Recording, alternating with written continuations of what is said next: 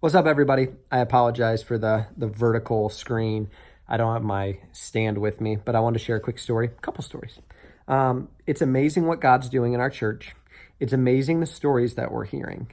And I think there's a unique way for us to be able to experience these stories. I think we have to help ask people what their story is. And when we ask them what their story is, like, we get to hear cool stories. So I just want to share a couple experiences I had tonight and just over the last couple of weeks where I just feel like God's doing some really cool things and I'm excited about it. So I wanted to share it with you.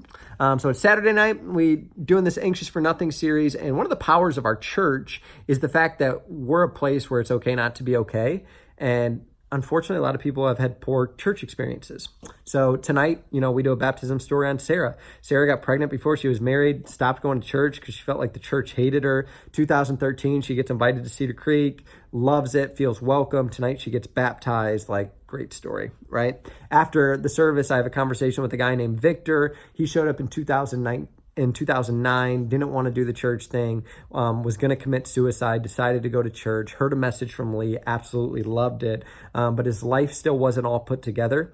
He did something bad. I don't know what he did, but he got sent to prison. He got out back in December. Apparently he knows Daniel Wolf from South Toledo, which we did a story on, and now he's been coming to our church for the last 6 months, 6, 7, 8 months, and he's trying to get connected and trying to get plugged in. He's just like, I love the service every week and I need it. And this series is like specifically designed for me, which was just really, really cool to hear. I talked to Ben a little bit tonight and he had a conversation with a guy named Tom. I had a conversation with Tom last week or 2 weeks ago.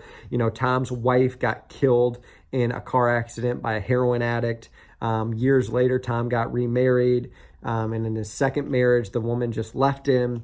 He started coming back to Cedar Creek after not being here for a while. He just got plugged into a group and he's just, so excited about what God's doing in his life. And it's just cool to be able to hear.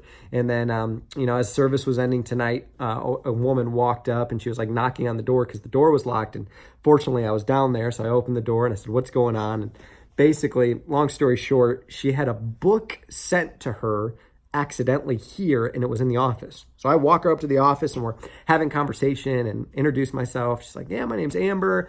I'm married. We got 5 kids. Life's crazy. It's tough to get to church. I love service online." Great conversation. As I'm walking down, I ask her, "Amber, how long you been coming to Cedar Creek?"